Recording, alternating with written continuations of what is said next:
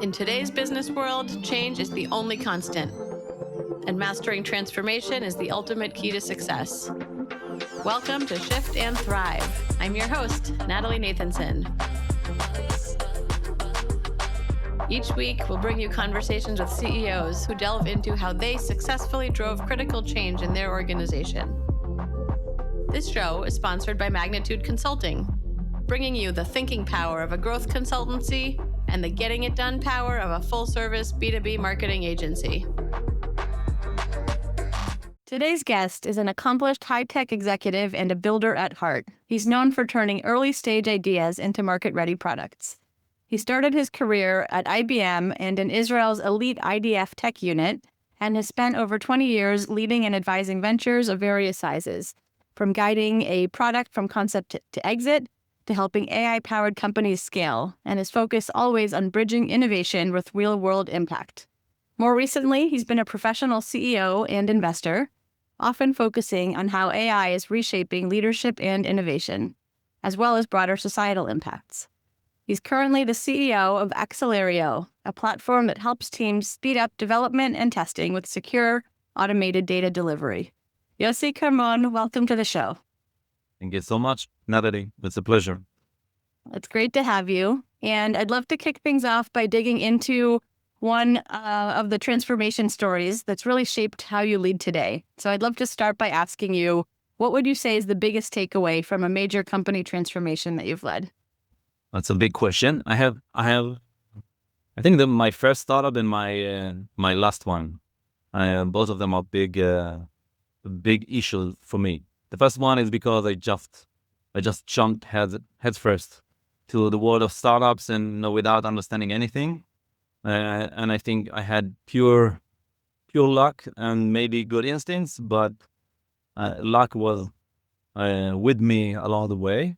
I think that the big takeaways from that is to not be in love with your idea. Just think about the value you provide. And that's the first one. And the second one is be personal. I think that we took it, and that's the last startup that I had before Accelario. Is we completed bootstrap, but I think that the big takeaway from that is let technology be part of the journey that you're building. So if you build, and I think that and be personal, I was very, very knowledgeable about the value that I need to offer. And I had my design partner and I had everything, the entire ecosystem in place.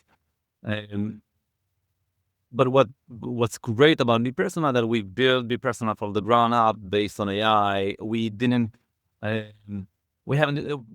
give up on anything in that journey, and it became to be a very, very efficient and productive solution. When at the end of the journey, we successfully saved that to its future.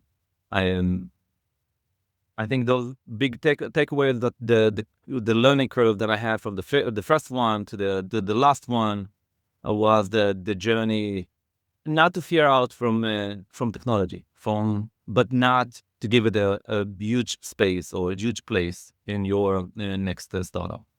So learn how to embrace it, but also give it the skepticism you need in order to build a great company, not just to be in love with the technology.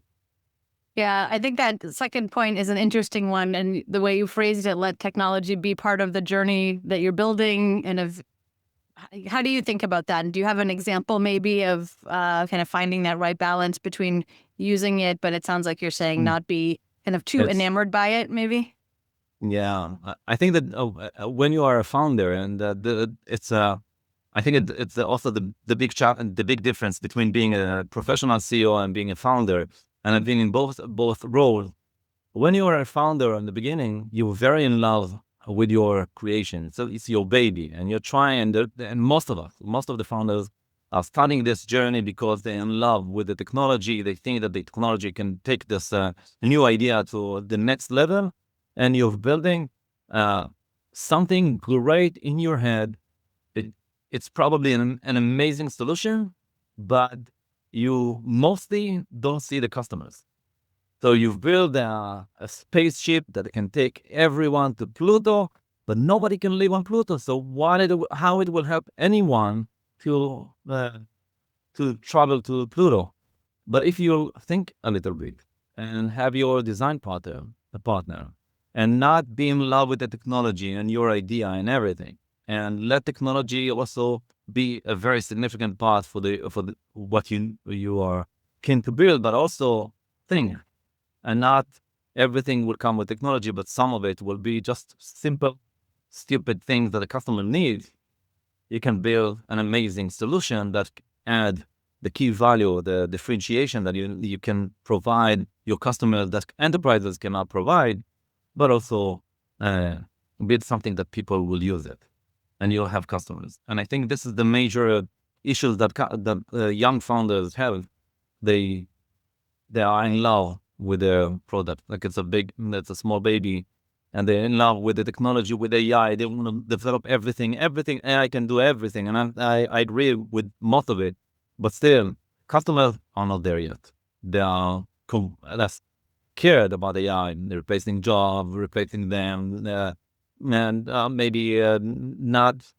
Uh, I have a good story about that. One of the guys, and I won't say his name, he will know, and when he will see it, he will know it's him.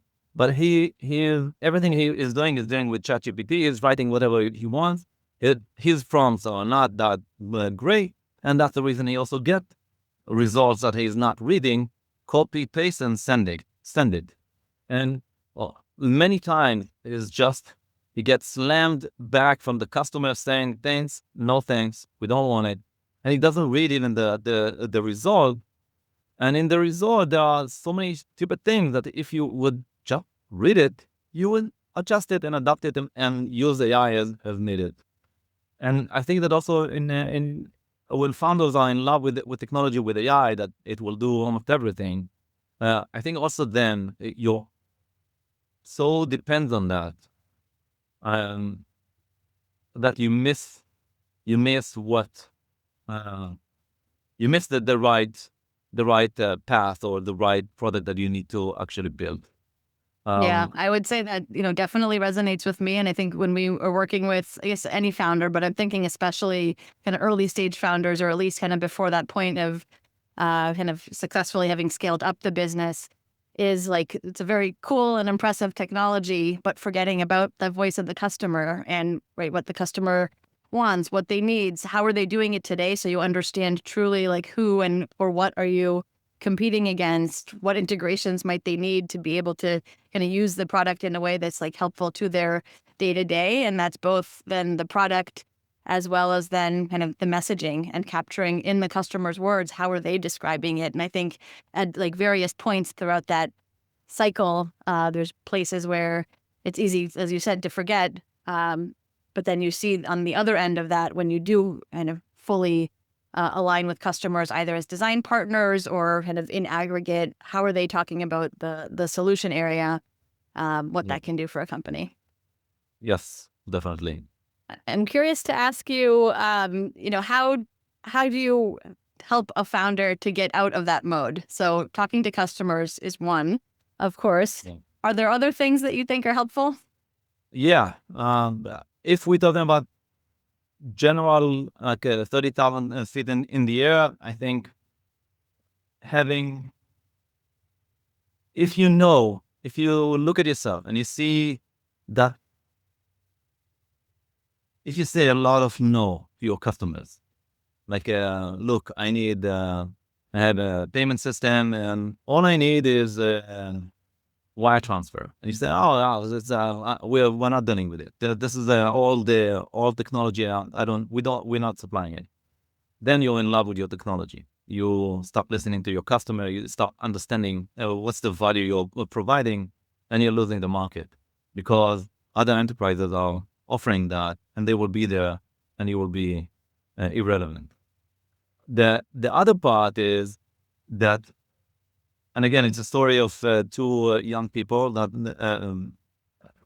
built an amazing idea, but it never worked.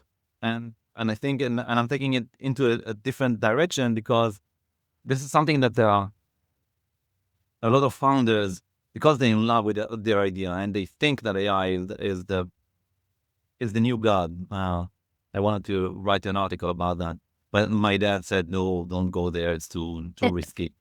So I, for now, it's in my drawer. But one of the things that I did with those two founders, we agreed to take a small project and show who would use that project. And they went to AI and everything, whatever AI said, they just copy and paste, and of course they delivered a great solution, a great product. We did a month of trial, me and them, and I showed them that at the end of my solution, which was really, really stupid technology-wise, used by more people, because at the end, this is what they search for, not the hocus pocus AI thing, which nobody at the end needed that. And I think that gave them a great perspective to understand that it's not just technology, just not their baby. It's about listening and about searching for the value. Otherwise, you're really irrelevant for customers. Yeah, you're making me think of a client we worked with a number of years ago. It was a consulting company, and they were launching their first SaaS product, and they reached out to us, help us launch this product.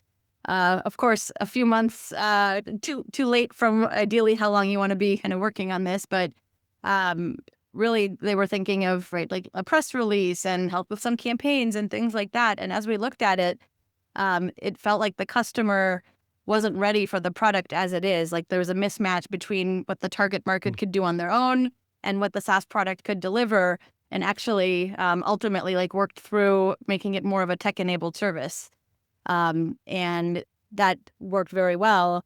But it is one of those things where, as the founder, you might have blinders on, and like, yes, the SaaS platform in and of itself was great, but without the expertise that clients didn't have, it would have been kind of dead in water. It's a great point that you raised. One of the things that founders, and I think that if you are a founder and you listen to yourself and saying that you need an expert on the other end to use your product, you miss the market. This is I hear a lot. Oh, my product, I need an expert to use it. But they need to be an expert. They need to be an expert in software. They need to be an expert in manufacturing, whatever it is. They need to be an expert. If they need to be an expert, you miss the market. Completely miss the market. Yeah. Well, and then it can go into kind of the ecosystem, right? So do you partner? Do you kind of bring in that solution set around them? But at that point, you are thinking more kind of around what the customer actually needs to be successful there. Yes. I'm curious if you think this problem is getting worse in the AI world, kind of founders being kind of in love with their idea and not kind of seeing the customer truly for what they need, or do you think it's kind of the same old that's plagued us for years? I think more mature people like me that didn't succeed in the past yet. I think that there are still AI, just they ignore AI. Like, it's like ignoring GPS. Oh, it doesn't know. I know better. I would drive this way, or drive that way. And like my dad is always in the GPS, ignoring the GPS, and then he's late. He's late for whoever he needs to meet. I think this group AI makes it harder for them to get to where they need. For the younger group, I think AI is very helpful. I think the lack of knowledge of how to use it the right way, and the problem is they don't know what to ask. They don't know what they don't know, and that's a huge problem when you build things on top of AI, or use AI to build it. And I think as a founder, as a young founder, you need always some sounding board, very knowledgeable, very experienced to help you. Even if they don't understand anything about AI, that doesn't matter. But they don't understand the market, they understand their customers, they understand what you're selling. This is what you need in order to evolve with AI. There was a a survey or some publishment about that most of the projects, AI projects, Oh, the MIT. failed, Yeah. Yeah. failed completely. Didn't give the value, and I think that one of the reasons is it's not about AI. It's the what you expect from it. You expect like great from like it will do everything, but at the end, you need to feed it. It's not just everything, and you need to understand what you're getting and how if it makes sense or not. If you don't understand that, so it goes south very quickly. Yeah, I had cringed a bit when I saw that report come out, and then digging in, I think some of the things were a bit disproven. It was a very small sample size, but I think to your point, right, aligning kind of expectations with where the technology is, and then kind of the behaviors of the audience using it, right? That Yes. readiness that you were talking about earlier. Mhm. One other thing before we move off this topic, we were talking about founders falling in love with their idea and kind of to their detriment. I would love to hear your story. Like, how did you learn that for yourself? I think it was, you said maybe your first company. Yeah, oh my God, my first company. I did all the mistakes ever a founder can do in the first company. First company, I just left IBM. I was the last year I worked in the SAP department, the deploying SAP and part of IBM, IGSI, IBM Global Services. And I thought to myself, back then it was 2003, like 22 years ago. And I thought to myself, why pay $500,000 for just reordering the columns and internet and HTML? It's already there. You can do it by yourself. You don't need to pay anything. I'll go and develop SAP. And I invested most of my savings in developing the company and developing the product for 2 years. Went out with an amazing product. Really, it was one of the state of the art perfection in one place. And then I realized that everyone was, wow, that's amazing. I met with most of the large enterprises in Israel, in Europe. Everyone said, look, it's an amazing system, but unfortunately, we won't replace SAP. And I said, why? And we said, it's a risk. SAP, I would choose SAP. I would pay, I don't know, 2 million, $3 million a year. Nobody would tell anything. No, nobody would say to me, look, you chose incorrectly. But if I would choose you and you will be out of the market in 2 years from now, I'll be fired. I'll be home. And I said, well, I didn't thought about that. And I couldn't sell even one license. Not one. And after gave up, I met a guy that he invested in my company, and he knew a guy who was like very like meeting someone in the dark road on the side of the road, and this guy was the CEO of Sheraton Israel, and he said, and I presented the my system, and he said, well, that's great, I don't need it. And I said, oh my God, again, like it doesn't matter which market I'm going, nobody wants it. And I said, well, what do you want? And that was the first time I asked, what do you search? And he said, well, I have my all my inventory sits in my warehouse. It's an hotel, everyone. So we don't have someone that manage that. Who the person who managed that is the chef, and he doesn't care if he needs now 2 kilo of salmon. He will order that from the provider, from the supplier. Nobody would tell anything, would say anything. And that's, and I said, okay, let me go back and learn. And I went back and came back with another solution and said, no, I don't need it. It's not worth it. And at the end, when we came with an amazing solution, needed from us another 3 months of development, and he was like really, really excited about that. With that, we conquered almost all Sheraton in Israel, and then moved to Hilton and Hilton Euro. And then all of a sudden, what we sold at the end was maybe 10% of the huge solution that we developed for 2 years. And I think this is the big learn that I took from that journey. It's completely, I was on the edge of closing everything, and all of a sudden it's open when I was at the end of like, I was desperate and asking people, just let me know what exactly do you need? And if I ask that at the beginning, I think that I would be in a even better place uh, after 2 years. And that's Yeah. the main takeaway from that. Yeah, I think that's such a great story and an inspiring one. I'm going to take us in a slightly different direction based on something you just said, because I think essentially you're saying you have to be ready to disrupt yourself, right? If the solution ultimately was 10% of what you originally had. And I think something that a lot of leaders are grappling with today is, it's one thing to disrupt yourself when you're, as you said, like desperate and right, you don't have another choice. It's another thing to disrupt yourself when your business is doing great, doing well, but you still might see kind of the writing on the wall of, right, the industry is changing, technology landscape is changing. And I think these days there's a lot of companies grappling with that. So I'm curious, like, do you see that? And do you have any advice for leaders there? Yeah, stay on your toes.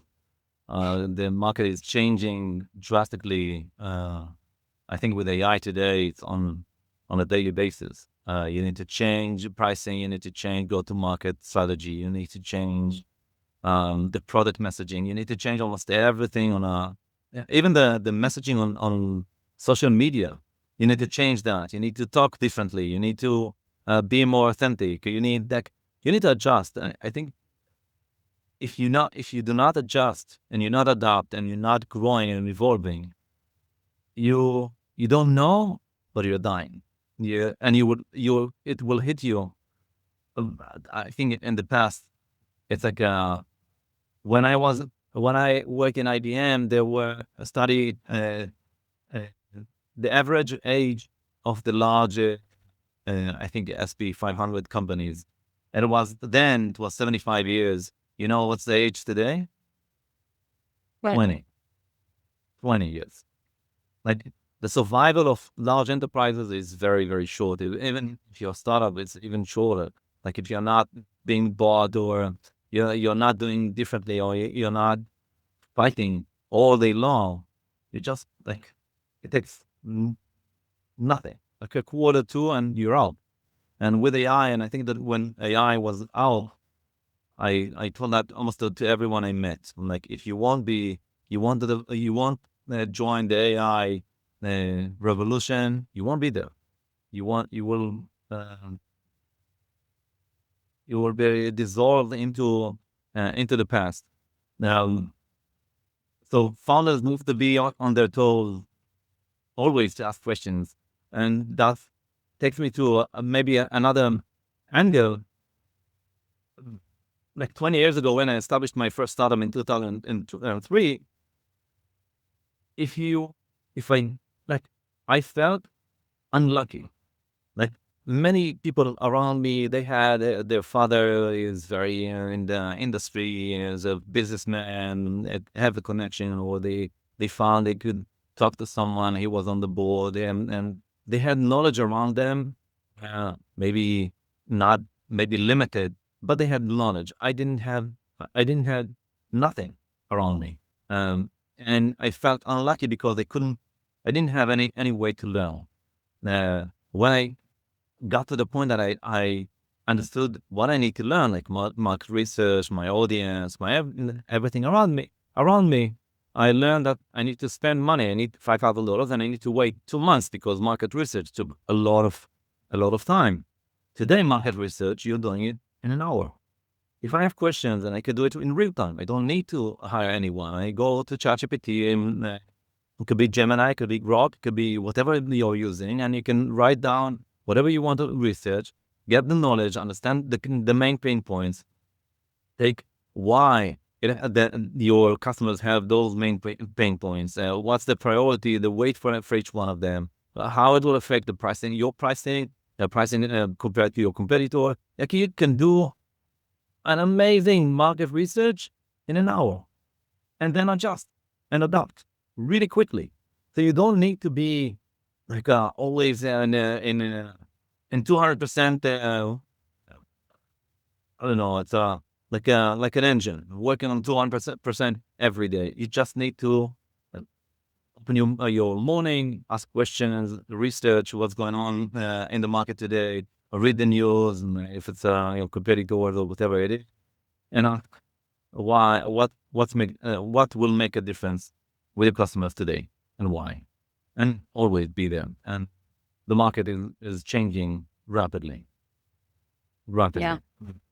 Yeah, it's exhausting and exciting at the same time, I think, for any of us in the space. But I like how you brought it back to the customer example, right? And that's a great way of showing that if you're not using kind of tools and methods like this, you're already at a disadvantage because your competitors are, your partners are, right? So figure out the right way to use it. And I have to say, I've been happy to see that there have been more conversations lately that I've come across around using AI effectively as a strategic thought partner. It seems to But be as a that kind of strategic the market is partner, catching up. What? yes, but as a strategic thought partner, not as God. Most of Not the of people, God, not instead of your own thinking. And I think that example that you had earlier of kind of copy pasting too quickly. We had the Deloitte case not that long ago, right, of giving back to the exactly. Australian government. You cringe when you hear that, but unfortunately, it happens when you don't have extra rigor around what you're putting out there, right? Right. Hey, this is Natalie, your Shift and Thrive host. After chatting with lots of CEOs, one thing is crystal clear. Leveling up your company means having a killer go-to-market strategy. That's what my crew at Magnitude Consulting does every day. If you're trying to step up your marketing game, whether it's strategizing, accelerating your pipeline, expanding into new markets, or getting into AI and automation, let's talk.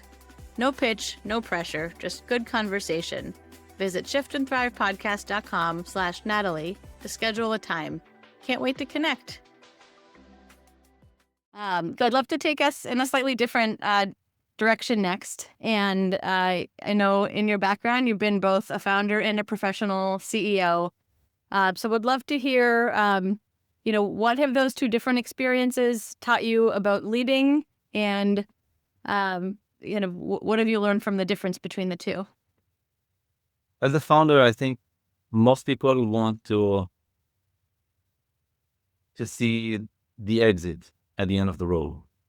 For them, the success is selling the company, selling the idea, selling something, left with something from their baby, and and the exit is not like for me and you.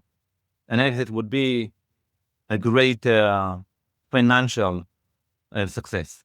So we would say, "Oh, great! I have for my pension. I'm more funded. I'm more stable financially." But for founders, the exit is more about prestige. It's, oh, I developed something, everyone wanted it, and I sold it to someone. Doesn't matter if it's for 70K or 70 million.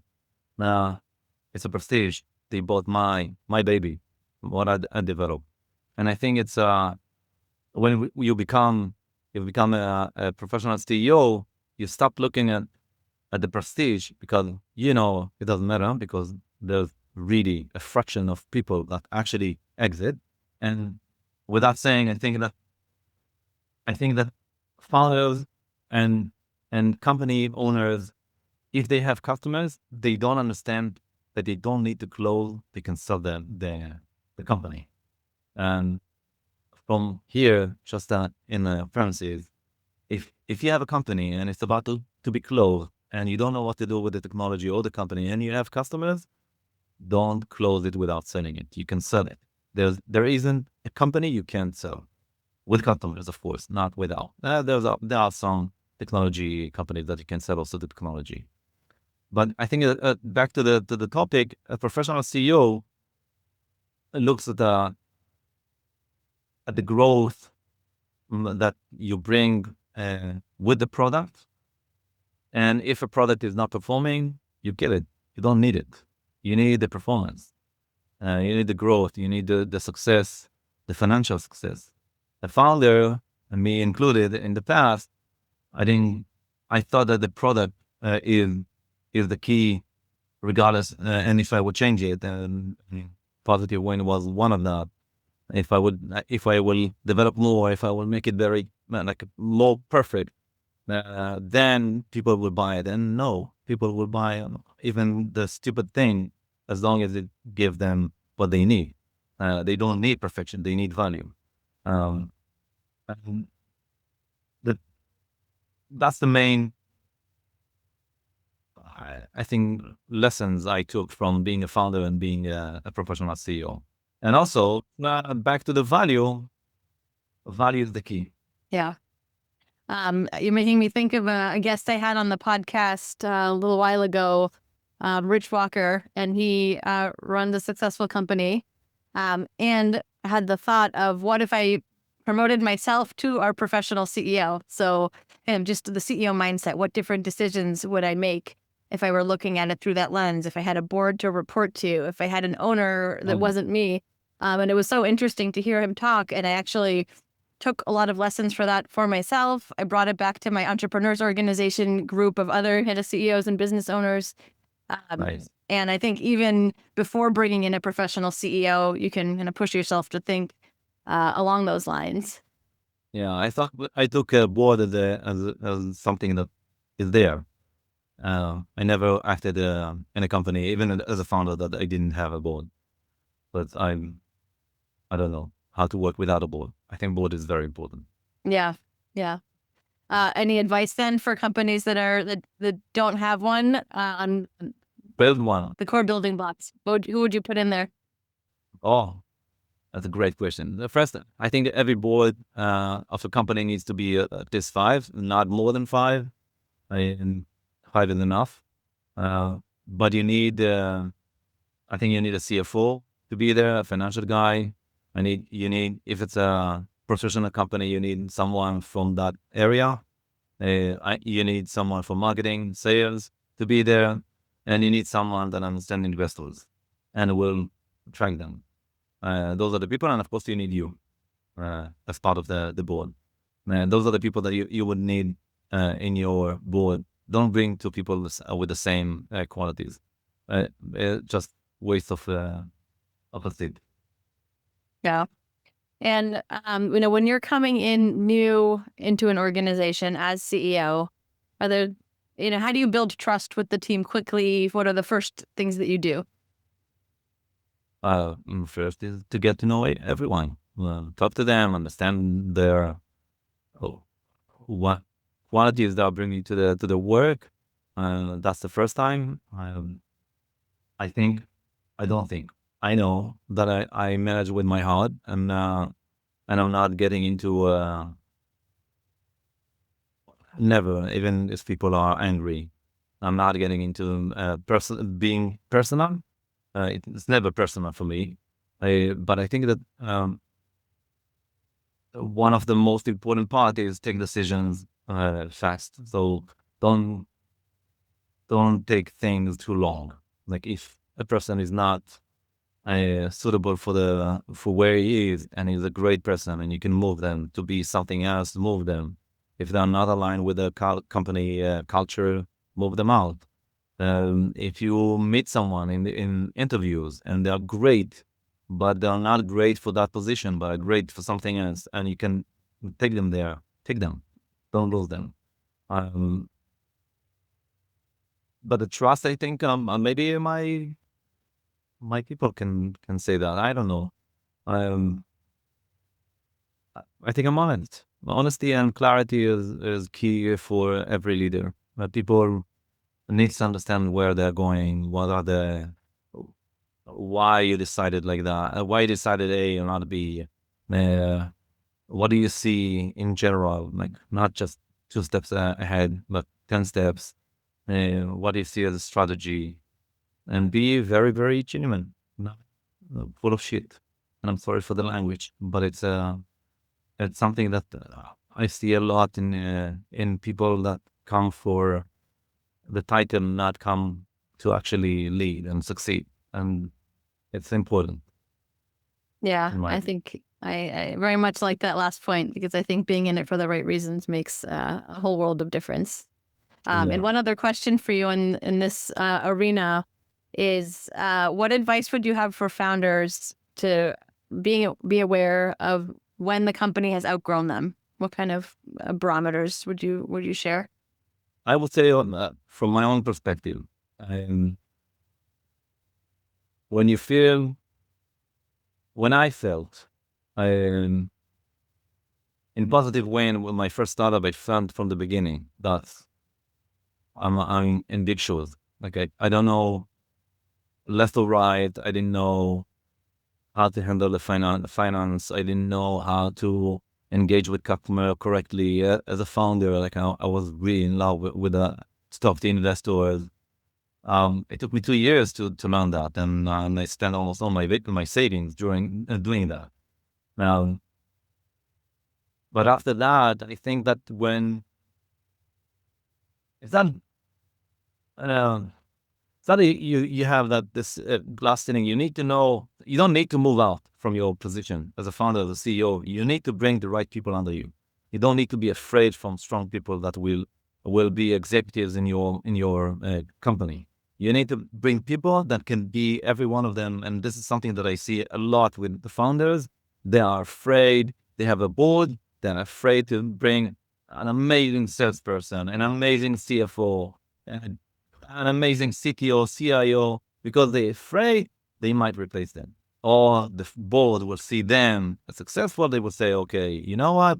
You're the founder, move aside. Let's put A as the new CEO.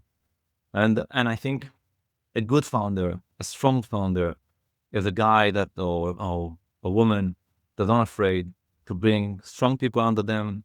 It just make them stronger and more successful, and bring advisors, use advisors. And if they don't know, use an advisor to help you. Just do it. It's worth the money. It will shorten the journey, and you will lose as less money as you can. And if you feel, and I think that there are a lot of founders that grow up into uh, uh, public companies, managing public companies in Nasdaq, in the New York Stock Exchange, and still doing amazing work. And if you feel that it's beyond your capabilities, just let someone else manage it and fly. At the end, you have stocks, you have shares. Uh, the higher they're worth, the more money you get. I think that's great advice and very clear. So thank you for sharing it in that way. I'd love to talk about go-to-market next. I know you've led multiple companies through numerous shifts, and would love to hear, in today's environment, what do you think is most important to get right on the go-to-market side of a business? Oh, I'm throwing all the hard ones at you. yes. So, in my opinion, the most important point today in go-to-marketing is authenticity. Sorry.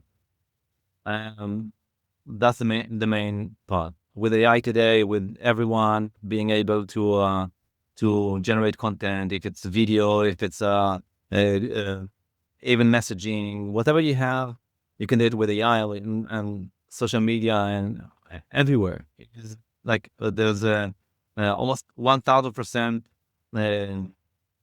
growth with content all over social media because of AI. Because everyone can now write amazingly, very storytelling, very appealing, uh, but people are like sick of it already. They want something very authentic, very true. Um, and I think with your go-to marketing, in my opinion, is the market will be in the next 5 years. It will be more word of mouth, people recommending to their friends, more on that area. I think people want to see in their eyes or hear with their ears, see that this is the actual. It's actual. It's like live. It's not no not a video or ad. Um, an experience. People want to experience that themselves. It's not enough to. There's a lot of fake out, like crazy fake. And I think that for the is anyone that plan with go to marketing, emails, uh, ads, the efficiency of those drop down to almost zero. All of them. Google ads not working anymore at all. completely. Like it's and AI is like everyone's searching it with AI. So you need to think out of the box. Yeah. I would I go, love, by the way, I would go as a modern person. I would go to the old ways. Like you are my age, on average, okay, close enough. And when we were in like 30 years ago, we sent envelopes with letters to people to their inbox, mail inbox. That was an amazing way to reach out to business partners, to CEOs, to executives. It was easier. With a gift, I think the go to market, the next go to market would be back to that area, something like yeah. that. I love that you said that. It's a conversation I've been having a lot, both with customers, my team, and very much agree. I always say, and my listeners are probably sick of hearing me say it by now, that it's never been easier to create mediocre content, right? And so that becomes the new table stakes. That's why it's so easy to ignore. There's this kind of AI slop everywhere, and I think we will see a return to kind of some of the more traditional channels, ideally powered by kind of newer technologies, right? You're using AI the right way, using automation the right way, but human to human interactions. And I think that can seem almost like a cop out, right? Well, what do you mean there's no new silver bullet tactic, right? And we're going back to events and back to word of mouth. But I think it's really like, how do you orchestrate all of these different tactics in the right way and make it authentic to your company and the solution you bring and what your audience cares about? And I think there's a tendency to want to look for kind of what is that next silver bullet, and it I doesn't agree. feel like it's there. It feels like you need to really make your kind of go to market your own. Yes, definitely. You need to think out of the box. Yeah. Mhm. But it's fun, right? Everyone can do more than they could before, creating their own videos, and the thought partner can think very differently if you're using these tools in the right way. I agree. So would love to shift gears a bit and learn a bit more about you. Mhm. So would love to ask, is there anything personally, maybe outside of work, that you're kind of excited or into these days? Oh, I love that question. So for me, I never was keen about sport at all. Like for me, basketball, football, it was like, oh my god, all of those guys that's, sitting in front of the TV and shouting, and it's not wasn't for me. But lately, just in the last year, I fell in love with tennis. I think it rooted inside the way I am. Like everything is very strategic on the court, and it's very also very friendly. So it's not just competing; it's about the experience, the fun, but also I think like if you hit a ball and you score a point, it become like a part of the laughter and or how we did it or how you did it, and it's one of the most amazing sports. I found myself looking at the TV.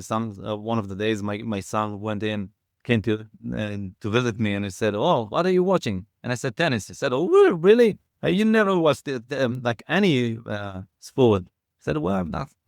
I become to love it." And so today I'm playing 3 times a week, and I would play every day if I could, uh, and I just enjoy it. So I and I think it keeps you sane. Any sport doesn't matter. Any hobby. As a founder, um, you need something to take yourself out. If it's hiking, whatever it is that you're doing, um, several times a week, just do it. Just take yourself out of work, of whatever you're doing. Breathe, invest in yourself. It's really really important. Yeah, I agree on all fronts. I also love playing tennis. I would not say that I'm particularly good, but I took lessons as a child, and then of course, like many kids, told my parents I didn't want to take lessons any longer, and then kicked myself for the next 2 decades. But I picked it back up, as an adult. but I do think it's one of those sports that you can play all ages. I remember in my late 20s, I used to play against my father, and he could still beat me. Amazing. I'm now Really? just at that threshold with my son where I still take it maybe a little easy on him, but I think this is probably my last year of being able to do that. But it is a fun sport, and you can play it anywhere, right? I've done it when I travel. Just bring a pair of sneakers. Most places have a spot you can rent a racket. Definitely, I love them. Yeah. So, before we wrap up, I want to ask you a more introspective question. And thinking about, all of the things that you've learned throughout your career, if you were sitting in a room with little Yossi, like in your first management or leadership role, what advice would you give yourself? Everything will be okay. Don't stress out. Just enjoy. Straight and to the point. I love it. Thank you. Yeah. And if our listeners want to get in touch with you, what's the best way for them to reach you? Email, LinkedIn. I'm approving everyone on LinkedIn, so don't feel bad. Email if they want. Phone number. Well, I'm okay. I'm open. If you need help, you need advice, just ping me. And I love to help. Well, thank you. For people, there's not enough knowledge out there, so people can actually advise with anyone else. So I'll be happy to help. Well, that's a very generous offer, and thank you. Thank you for that, and thank you for a great conversation. Thank you. But it was a pleasure. I was really stressed about it, but I enjoyed it. You did great. You did great. Thank you so much. Yeah, and I loved hearing so much of what you shared and kind of the early pivots as a founder and how you learned that, and the conversation around, how AI is reshaping leadership. So thank you for all of the insights that you shared. Thank you. And thank you to everybody that's listening. If today's conversation sparked something for you, and I'm sure that it did, please pass this along to another leader, because we know that insights and stories like this help fuel all of our thinking and help us drive change and transformation, both in our companies and in ourselves. So thanks again, Yossi, and this has been another fantastic conversation on Shift and Thrive. I'll see you all next time. That's a wrap for this week's episode. For show notes and more, visit shiftandthrivepodcast.com. A special thank you to our sponsor, Magnitude Consulting, bringing you the thinking power of a growth consultancy and the getting it done power of a full-service marketing agency to help B2B companies fuel their growth. For more information on Magnitude and to get your complimentary transformation readiness assessment, visit magnitudeconsulting.com/getready. Thank you so much for listening. We'll see you next week.